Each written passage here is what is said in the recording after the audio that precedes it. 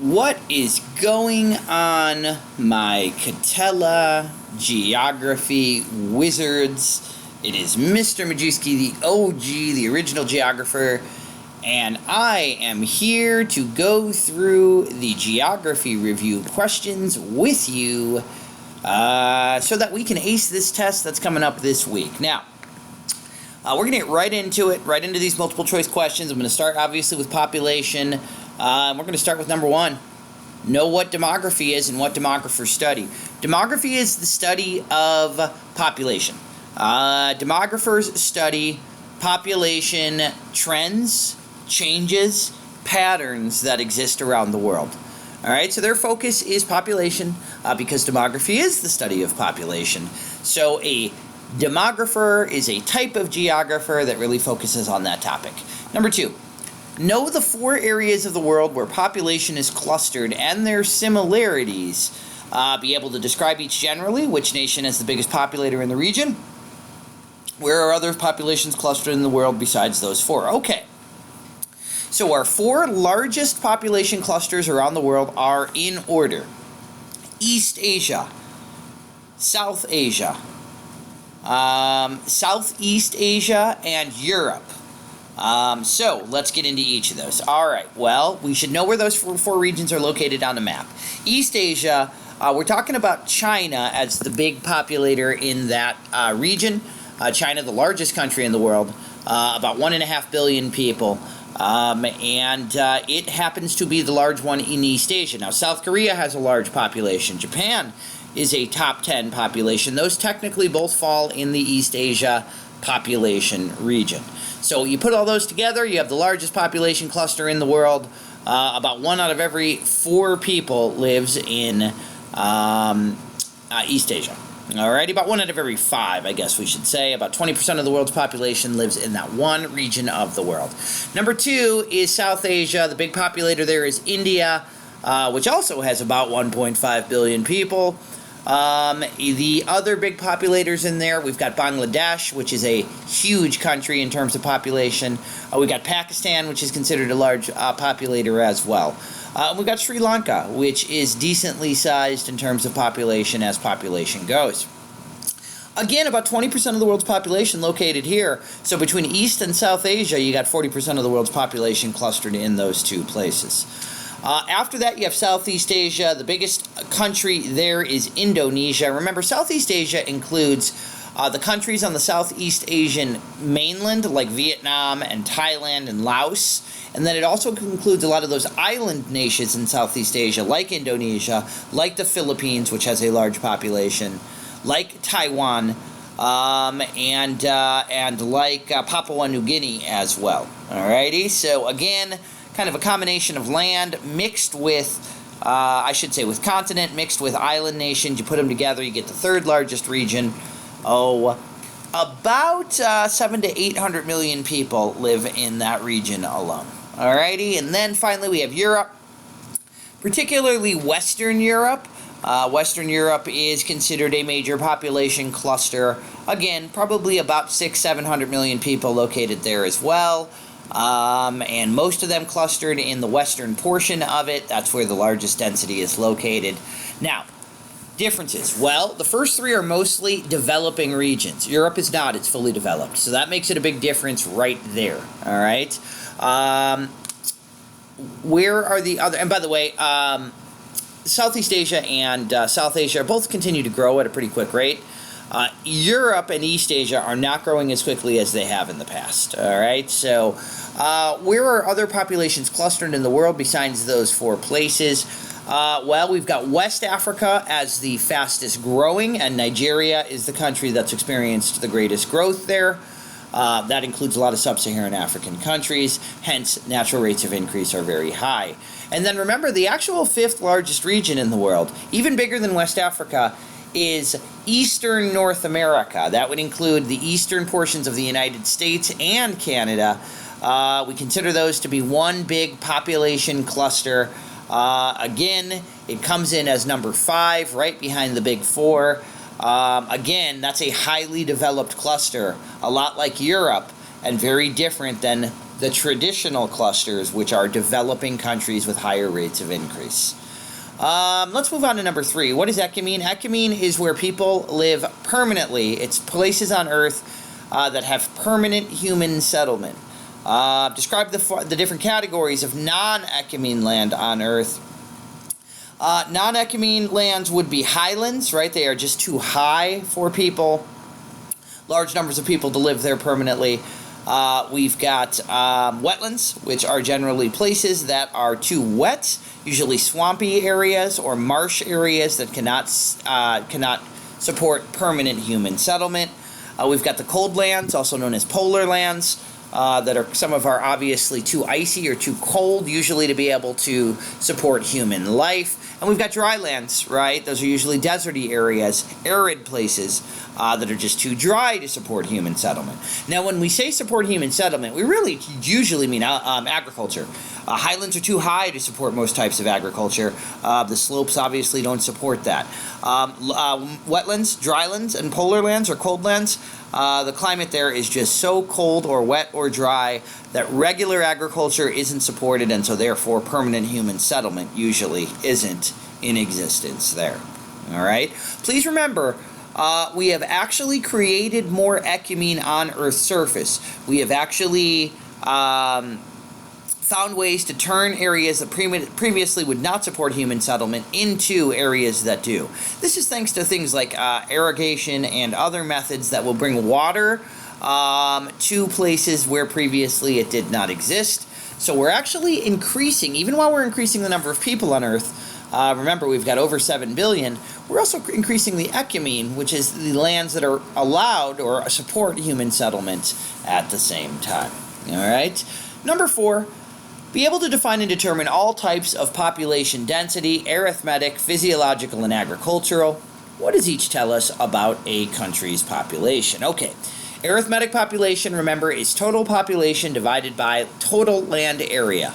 It really just gives us an average number of people for every square mile of land that exists in a place. Arithmetic density is usually higher in places that have a large population or have a very small land area, or both. Physiological density is your total population divided by your arable land. Remember, arable land is land that's suitable for agriculture. Physiological density tells us how well a country is able to provide basic foodstuffs for its population. So how well it's able to meet the food and sometimes water needs of their particular population. Usually, if a country has a high physiological density, that means every square acre or square mile of land that they have, of agricultural land, has to support a large number of people. If they're unable to do so with that high physiological density, they're going to need to import food or other resources to feed their population, which is costly, or they're simply going to be unable to do so, and people within that country are going to struggle to have their basic food and water needs met. High physiological density, again, usually means that you have a large population or that you have very small amounts of arable land. Either way, that's more of a strain on your country's ability to provide for its population. Finally, we have agricultural density. Remember, agricultural density is considered to be the number of farmers in your country divided by arable land.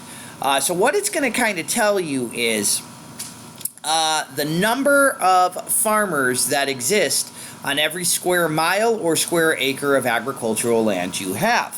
If you have more farmers for every square mile of land, that usually means that you have more people in farming, which indicates you're a less developed country. Usually means that your farms are going to be smaller, because you have more people on each square acre of farmland, which generally means less developed country. It generally means that you are going to have more people who are going to be making their livings farming as well, since you have more people whose occupation is involved in agriculture. So high agricultural density means you got a lot of farmers for every square mile of land, of agricultural land, which means lots of farmers, Farmers that are generally growing crops for themselves, probably not for commercial purposes. Small farms, since there's so many farmers for each square mile of ag land.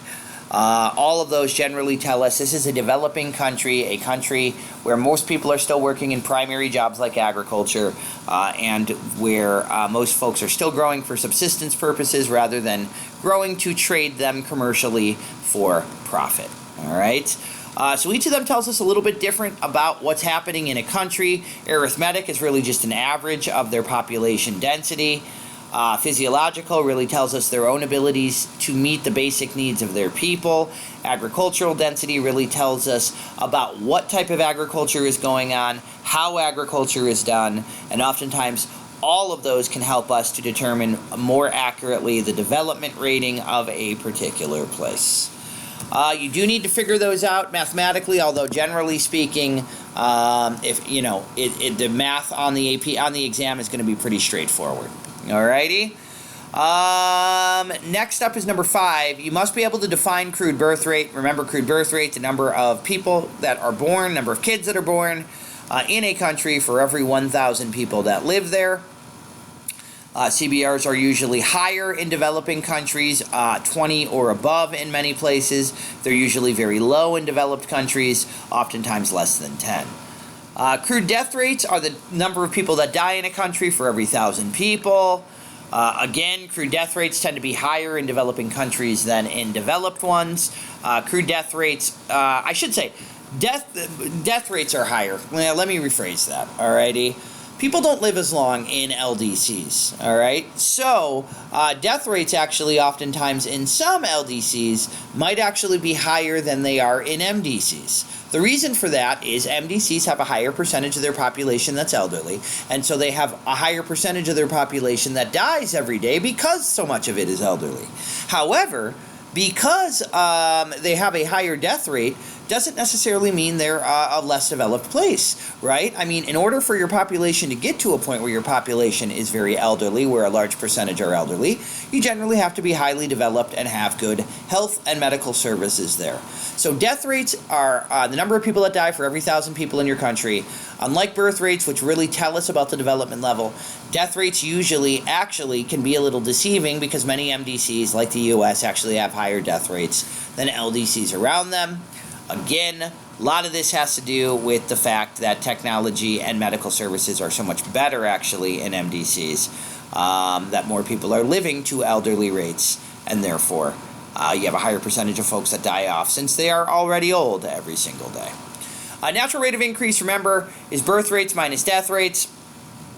Remember, it is a percentage, unlike birth rates and death rates, so you definitely got to shift your decimal point over 1 if you remember. So, for instance, if your birth rate is 25, your death rate is 10, you subtract that and you get 15, but you got to shift the decimal over because the natural rate of increase for that country is 1.5%. All right, you must be able to figure out NIR. Remember, NIRs that are really above 1.2% are usually considered developing countries. Less than 1.2%, it's a more developed place. And obviously, if their NIR is like 0.8 or lower, I would absolutely say that's a highly developed country. Remember, some NIRs are actually negative. Those are countries that have gotten to be so developed that their growth rate has actually gotten to a negative point. Number 6. Number 6, know what doubling time is and the current doubling time and NIR for the world's population. Okay. Well, the current rate of increase I've already mentioned is 1.2%. All right, so we are growing at a rate of 1.2% every year worldwide. So we have a little over 7 billion people, probably about 7.5 billion, and that means 1.2%. We're adding about 80 million people to the population of the world every single year. Doubling time is the time that it takes for your country to double in size based on current growth rates. The current doubling time worldwide is highly debatable, is the best thing that I can say to you. It's up in the air. A lot of folks aren't quite totally sure what it is because there's a lot of different arguments that are out there. But based on the current NIR, we believe the doubling time for the world's population, if it continued to grow at its current existing rate, would be about 60 years. Somewhere around 50 to 60 years would be our doubling time. That is significantly lower than what it was in the past when we used to double much more quickly. Again, our NIR is 1.2%. In the 1960s, it was 2.2%. So our doubling time and our rate of increase have come down significantly as more countries have achieved higher levels of development. In what regions are the rates the highest and lowest? Okay, well, rates are highest, NIR rates are highest in Sub-Saharan Africa first, and then South Asia next. They're also high in Latin America. They're also high in East and Southeast Asia. They are highest, again, in Sub-Saharan Africa and South Asia. Where are rates of increase lowest? Rates of increase are lowest in Europe, in Oceania, and in North America. These are the countries that have the most developed areas of the world, also Japan. These are places that have the most development and the most overall wealth, and generally speaking, we have fewer children being born in these places compared to those that have lower levels of development. Number 7, be able to define what a total fertility rate measures. Total fertility rate measures the number of children that a woman will have during her childbearing years or her adult years. Usually this means between the ages of 15 and 49. Where is it highest? Well, highest again in Sub-Saharan Africa by far. In Sub-Saharan African countries, that rate can be anywhere between 4 and 6 children per woman. Where is it lowest? It's generally lowest again in Europe and in Oceania and North America. The rates there are oftentimes right at about 2. Remember, the replacement rate is 2.1. What that means is you have to be averaging 2.1 children for your TFR in order to replace or maintain your current population. If you're underneath that, like many European countries and Japan are, you actually are going to have a declining population as time goes by. If you are above that number, you're going to have a growing population. Worldwide total fertility is 2.5. That's why we are growing and adding about 70 to 80 million people every year on Earth's surface. As it goes down, the number of people being added will decrease each year as well. All right, so once again, worldwide total fertility rates are 2.5. In Sub-Saharan Africa and South Asia, they are higher. In Europe, North America, and Oceania, significantly lower. In order to replace your current population, which means to maintain your current level of population, you need a 2.1 total fertility rate. Obviously,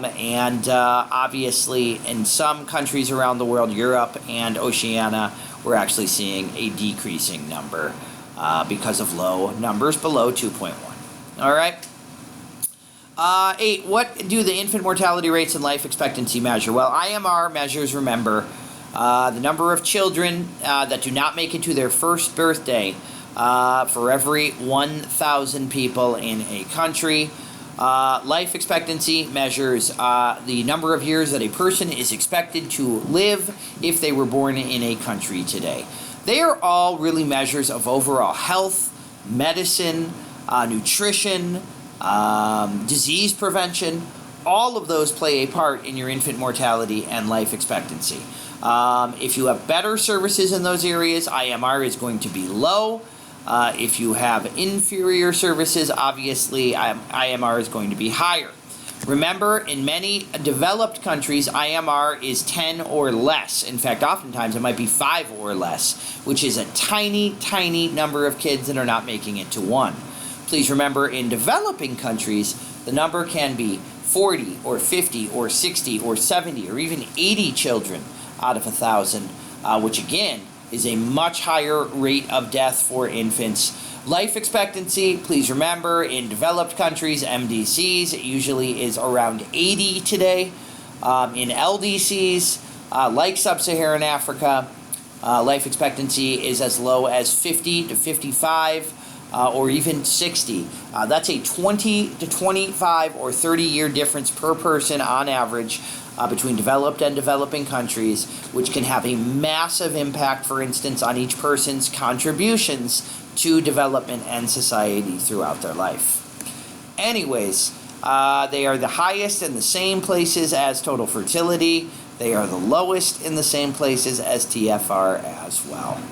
Number 9, be able to define the demographic transition and be able to describe what happens in each stage to the CBR, the CDR, the NIR, and to life expectancy. And then describe the processes by which most European, North American countries went through each stage, paying close attention to agriculture, industrial, and medical revolutions. Okay, that's a massive question. And right away, I want you to go ahead and bring out your demographic transition graphic organizer chart that I handed out in class, because it really does the work for you here.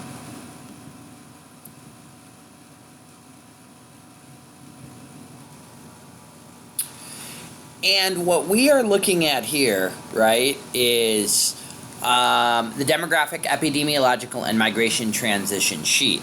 So this really does the job for us. What I mean by that is it asked us to describe what's happening in each stage of the DTM. And here we go, stage 1 to 5. Stage 1 of the DTM, you're going to have very high crude birth rates, usually above 35.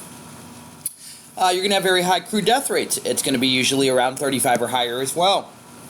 That means your rate of increase is going to be very low because your birth rates and death rates are canceling each other out. Remember, this is a hunting and gathering society. They might have very primitive early farming practices, but for the most part, no, they're mostly hunting and gathering. They do not have available food sources or large amounts. They don't have food stored. They don't have an abundance. So it's a real struggle for survival. They also have no industry or industrialization, and so therefore they have no real medical technology. They don't really have official medicines. They do not have any vaccinations or immunities really built up. So this is a society, high birth rates, tons of deaths from disease, from famine, from wars, conflict, accidents. And so therefore they have a huge birth rate to just simply make up for those losses so that their society can simply just exist. But as you move into stage 2, that's when the birth rates remain high, but the death rates start to rapidly decline. They go all the way from 35 down to about 15 throughout this stage. That means the rate of increase is very high. This is a state of rapid growth population-wise. There's going to be a massive increase at start and then to your population. And then as you continue through stage 2, you still increase at a fast rate, but it's not as dramatic as it was at start. This is an agrarian lifestyle. These are mostly farmers. They do have reliable food sources, so they do have a stockpile of food that they have developed. They're able to store food, I guess you could say, for longer periods during tough times, during the cold months. So that means that they have a more ready, steadily supply of food. And therefore they don't have to deal with hunger, malnutrition, famine as much as in the past. In addition to that, they're going to start to develop industry and industrialization, which means machines and technology are going to start to develop. Maybe not the most advanced, but we're starting to get more of them. And that means you start to develop medical machines and technology for the first time as well, which are going to allow folks to start hopefully developing medicines that allow them to live longer than ever before. All right, so stage 2, rapid growth. Birth rates stay high, death rates decline. Stage 3, remember, your birth rates now start to rapidly decline. They start to kind of catch up to death rates and they're going to drop from about 35 birth rates are down to 15 during this stretch. Death rates continue to slowly decline. They usually drop in stage 3 from about 15 down to less than 10. Natural rate of increase, you're going to have a slow, steady growth throughout this period, but that growth is going to decline as you get further through it, and as you start to move more towards your, as you start to move away from stage 3 into stage 4.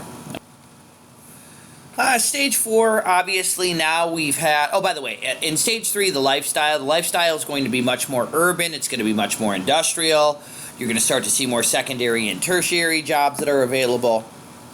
You don't need as large a family as you did before when you were agricultural in stage 2 or when you were just struggling to survive in stage 1. So people's natural tendencies start to decline, birth rates start to decline, they start to have fewer children.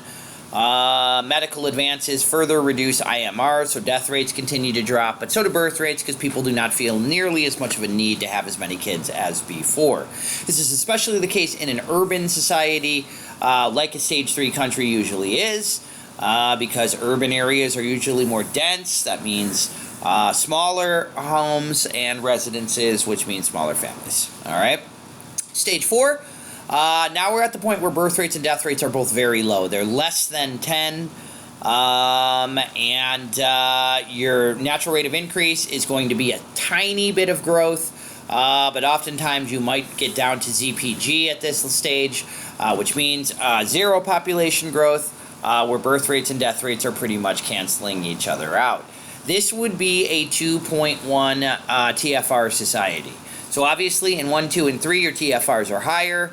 In stage 5 your TFR is lower. This is where you're having just enough kids to maintain your current population. All right. This stage 4 is even more urbanized than stage 3. It's fully urbanized. You have even further family structure and role of women as women become more wealthy, as they become more independent, as equality and empowerment spread throughout the country, as birth control and other methods become more readily available. You are going to see a massive continuing decrease in population growth down to about a ZPG, a 0 growth level. Finally, stage 5, remember, is unconfirmed. It's where your birth rate is actually lower than death rate, where your deaths are now so low, are really low, but they're still canceling out birth rates, which are even lower. So this is population decline. This is when your TFR is less than 2.1. Again, this is usually a fully urbanized society with an aging population. They have small family structure throughout the country. Women are fully empowered. That can technically over time lead to the decline or even in theory the extinction of a society if these trends continued for long enough. So that's your 5 stages of the demographic transition. Now I'm going to tell you right now, epidemiology is coming later in a question. I'm just going to ask you to refer back to the chart for epidemiology because I think it really helps to just further explain what we just talked about in demographic. And of course migration's coming as well. I can't emphasize to you how important this sheet is as you move forward. All right? So anyways, that's really kind of explaining what's happening in question number 9. Life expectancies are lowest in stage 1. They are highest in stage 4. And of course, stage 4 and 5, I should say. And of course, we know why that is the case. Now, agricultural revolution. Hey, agricultural revolution is when you develop agriculture for the first time. Pretty much every stage 1 country had to achieve agriculture before they were able to really move into stage 2.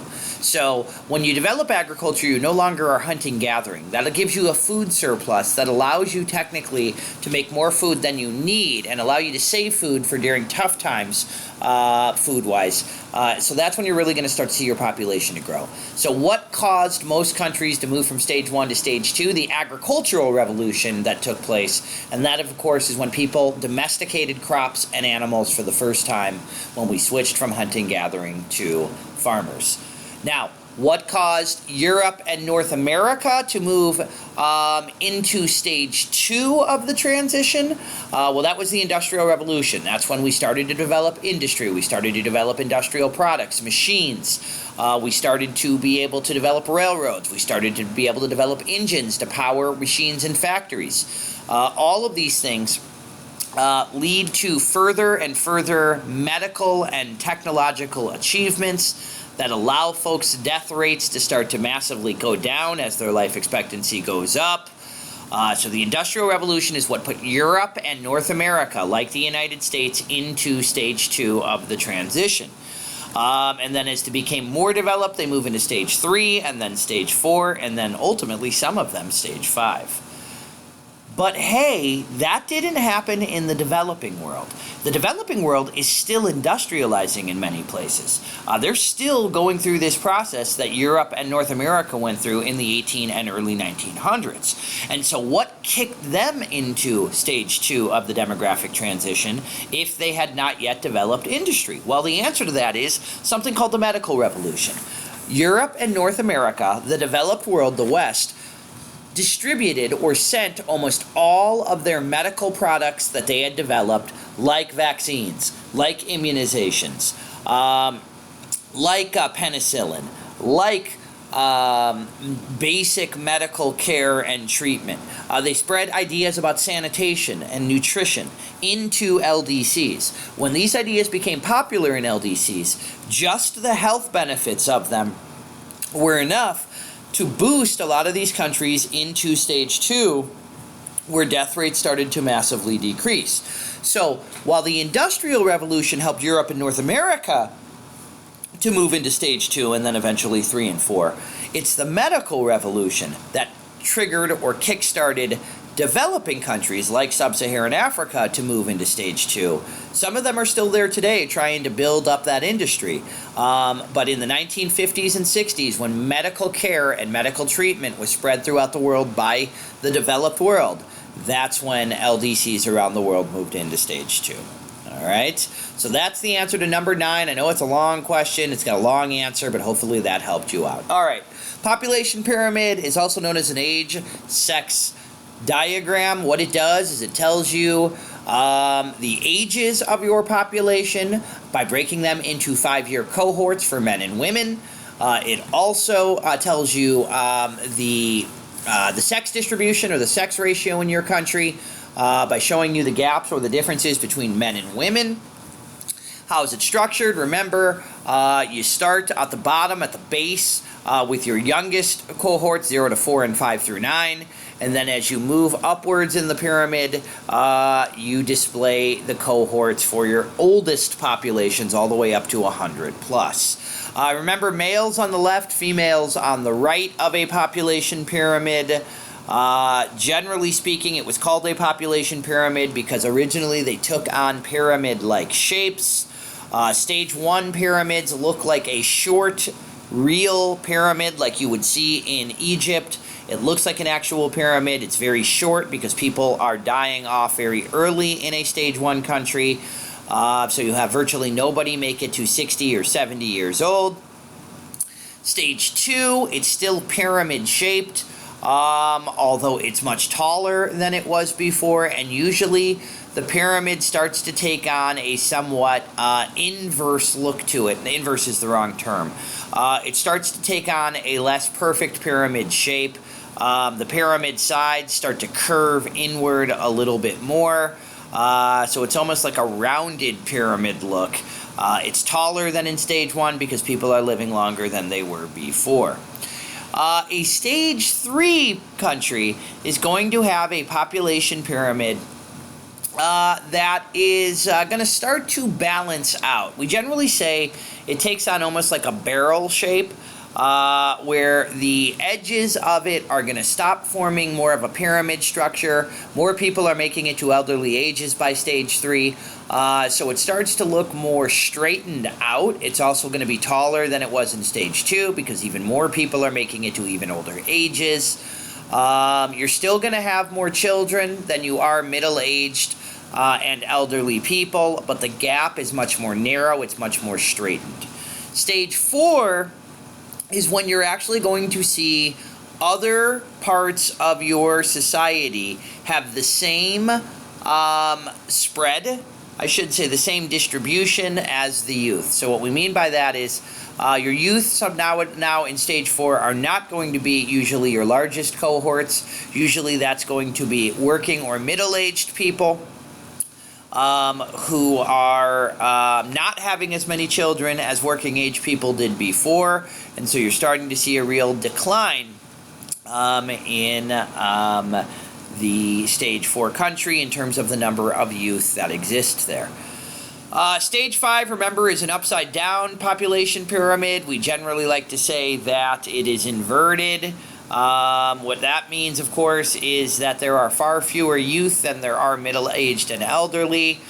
This means declining population as time goes by. So where stage 4 is really a zero population growth country or almost zero population growth, stage 5 is going to be a negative population growth and an inverted population pyramid. Anyways, you should know what each of those looks like.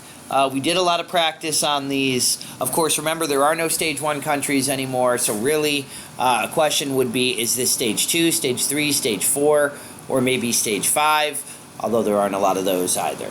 Number 11, know what the dependency ratio and sex ratio are for a country.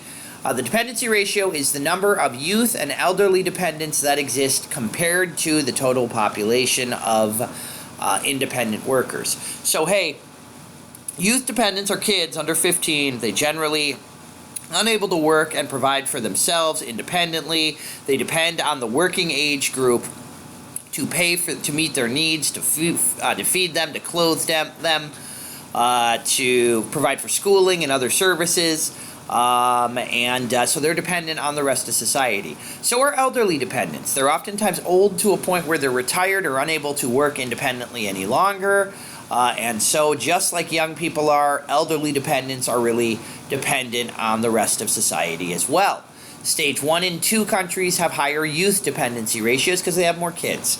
So that means more focus, more resources must be spent on those things. Stage 3 and stage 4 and stage 5 usually have higher elderly dependency ratio, which means nursing homes and medical care for the elderly. Those sorts of things are going to be more necessary in a society. Sex ratio for a country is the number of men for every 100 females. Remember, in most developed places, we actually have more women than men, so the sex ratio would be smaller for males than it is females, or just about even. In developing countries, we see the reverse. We see a preference for males, and so we have more men in those countries than female. Number 12, know why a census is important and what the 2 flaws with taking a census are. All right, well, in order for us to be able to know about our population, we have to measure our population. A census is a way that a government measures the total number of people that live in its country. We do a census every 10 years. What we do is we have census workers that go out and actually try to collect information about every person that lives in the country. We try to get most people to fill out a survey. Or if they don't fill out the survey, we'll have people go to their door and ask them some questions about the sizes of their family. It's a good way for us to see the size of our country's population and maybe how it's changed since the previous 10 years. What are the 2 biggest flaws with the census? Well, one is that they're only done every 10 years. And so you don't get yearly annual updates about what's happening in your country. You got to wait 10 years before the next census comes out. And a lot can change, a lot can happen in a 10-year interval that can cause your population to shift massively or to change. You wouldn't know about it because you're still waiting for the census results to come out every 10-year interval. So the biggest flaw is it takes too long. There are too many delays. The second major flaw with the census is not everybody gets counted. What about homeless people? What about people that do not want to be a part of it or don't answer their door or don't fill out the survey? What about people like undocumented folks who maybe are a little nervous or afraid to give information to the government about their living situation? So census is never accurate. At the very best, it's an estimate of some groups who we're not totally sure about their total numbers. So it takes too long, and it doesn't account for everybody that lives in a particular place. 13, what caused the movement of stage 2 countries? What caused the movement in Europe to stage 2? That's a typo. Well, I told you it was the Industrial Revolution. What about the rest of the world? It was that medical revolution that I described up in question number 9 above. Number 14, know who Malthus was and what his theory on overpopulation was. Okay. All right, so Thomas Malthus was a population researcher, we'll call him. He was English, and he came up with a theory on overpopulation. He argued that food increased arithmetically, which meant that we could only produce it in a slow rate with new advances and new methods and new technologies. And he argued the population grows geometrically, which means it multiplies. So he argued food increases at a addition rate, 1 to 2 to 3 to 4. He argued the population doubles, so 1 to 2 to 4 to 16. And what he said was, eventually your population is going to grow at a faster rate than food production. That's going to lead to massive shortages of food, which are going to lead to massive checks on population. When he talks about population checks, he's talking about things like famine, like war, like disease, that are going to bring the population back down to a level that is below food production again. This was a very pessimistic view. This was a view that kind of blamed people for having too many kids. What were the two reasons why neo-Malthusians believe his theory might be true today? Well, first off, why was he wrong? He was wrong because of the Industrial Revolution. He never anticipated that. When the Industrial Revolution happened, we were able to massively increase the amount of crops that we could grow, and so our food actually increased at a much faster level than he predicted. Secondly, because of the Industrial Revolution, as people moved to cities to take industrial jobs, they started to have fewer children. He never took that into account either. So one, he was disproven on his food production argument, and two, he was disproven in that people naturally started to have fewer children, which he argued just wouldn't happen. What are the two reasons why neo-Malthusians believe his theory might be true today? Well, since World War II, since the 1950s, population has grown at a much faster rate than it ever had previously. We have 7 billion people here. Our doubling time is the shortest that it's ever been. We're going to have 8 billion here in about 10 years. We're going to probably get to 9 or 10 billion. And so a lot of neo-Malthusians believe Malthus was probably right. He just predicted it would happen earlier than he thought it would. So one, they argue the massive population growth that we have had means that eventually our food production will not be able to keep up with his theory. All right. The second major reason why neo-Malthusians believe his theory might be true today is that there are so many other resources that we depend on other than just food like we did at the time. They argue that water and oil and other resources are just as vital to human development and human survival today. And we only have limited amounts of those, and so it's very possible we might, unfortunately, run into a situation where we have these same effects from other resources that might affect us. All right. Secondly, what are the two main modern criticisms or flaws with Malthus's theory? Remember, he and neo-Malthusians in the 1960s predicted that his theory would come true again. But again, we developed genetically modified food. We developed something called the Green Revolution, where we created new plants that were more resistant, more tolerant, could grow more crops on them. We were able to basically massively increase food production, especially in LDCs, so that food production, again, stayed higher than population did, just like it happened during the Industrial Revolution. It happened again in the 1950s, 60s, during the Green Revolution as well. So again, we're massively able to boost our crops beyond what was expected at the time. All right?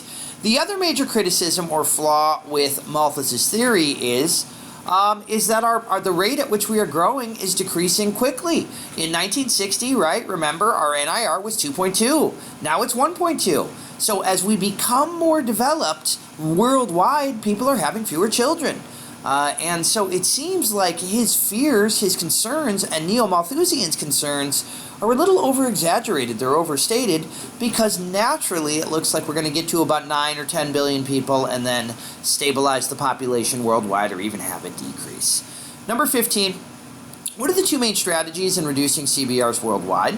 Why do we use both of them? Okay, well, the first is massive distribution, education, awareness, availability of contraceptives, particularly condoms. If we can make them massively available around the world, that is an immediate way that we can see instant reductions in birth rates. The second major strategy is more long-term.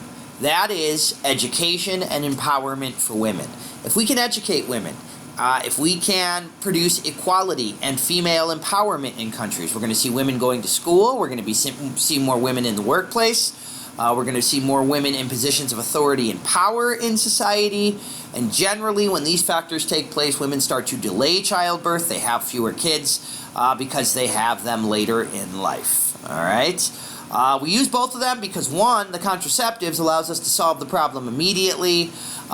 Two, we focus on education, empowerment for women, equality for women, because long-term, that's the real solution that's going to keep them down permanently. Number 16, be able to compare the stages of the epidemiological transition to the demographic transition. What happens to health and disease prevention in each? What do I have here? I have this amazing freaking graphic organizer for you. Remember the epidemiological transition developed by Abdel Omran. It was later enhanced by a dude named Brian Alt. Remember what epidemiology transition says is, how are people passing away? Stage 1, they're dying from pestilence and famine. They're dying from infectious diseases, parasitic diseases. Those are the major causes of death. They're rampant, they're epidemic, they're pandemic, they happen all the time, and they seem to affect all age groups evenly. Along with accidents or attacks by animals or wars and other events with humans, natural disasters. These are kind of natural checks on population that Malthus had predicted would happen to keep a population low. Then when you get into stage 2 of the demographic transition, what you notice is there are changes to epidemiology as well. You start to get improved sanitation and nutrition. You start to get better medicine during the Industrial Revolution. That's going to reduce the spread of infectious diseases. You also are going to, and also the diseases that did affect you in the past, they're going to happen less frequently, and they're going to affect fewer numbers of people. That's positive. Now, hey, you still have a lot of poor people crowded into cities. So you still do have some death rates that are higher than you'd like. But you're seeing massive changes from what your society looked like in stage 1. When you move to stage 3, that's the first time people start to live long enough where you're going to start to see changes in diseases. Now, degenerative diseases, those are associated with age, or human-created diseases, so potentially diseases that have been produced because of resistance to our bacterias or our vaccines, those start to become more prevalent. You start to see more chronic disorders, again, associated with aging. Those could be like cardiovascular, heart diseases, cancer, which generally tends to affect older folks, Alzheimer's. You're going to start to see these emerge more in society because society is getting to a point where people are actually aging long enough to have these be their final cause of death. Stage 4, remember, it's delayed degenerative. It's the exact same as stage 3, only you develop new methods and technologies like chemotherapy, radiation, heart transplants, new medicines like blood thinners. All of these can help people with these degenerative diseases to live longer than they did before. So instead of dying from a heart attack at 70, maybe now you make it to 80 or 85. Cancer is more manageable, more people survive and or are able to live longer with that diagnosis. Again, medical advances, changes to lifestyle. Usually people work out more in a stage 4 country than they did previously. Exercise is valued. Diets and nutrition are considered more important to follow. All of that helps overall health in a stage 4 country. Stage 5, remember, is the controversial one. That's where we start to see some infectious and parasitic diseases re-emerge. That means they return if they were thought wiped out, or if they were never wiped out, they tend to hit more people and more frequently than they did before. This usually results in higher crew death rates that actually oftentimes might actually climb above the birth rate for the first time. Why? Well, we get new microbes, diseases evolve just like we do. They get better and more resistant. In addition to that, we have more contact between people from different parts of the world, so it's easier to spread diseases that maybe didn't exist in one place but still existed in a second one. They can now be more easily transferred worldwide. Globalization is a major reason as well. just because we come into contact with so many different people much more quickly, much more frequently than ever before. All right, so that's the epidemiological transition. Make sure you know those stages. Make sure you can compare it to what's happening in the demographic at each stage. Folks, that is all of our population slides. And I think I'm going to end the population presentation there, if you don't mind. I'm going to stop this one. I'm going to just keep it at 50 minutes. And then I'm going to save it. And then I will start the migration one, which I probably will not post until tomorrow morning. Mr. M signing off here. 50 minutes of population. Please, please, please, please, please let me know if you have any questions moving forward. Thank you.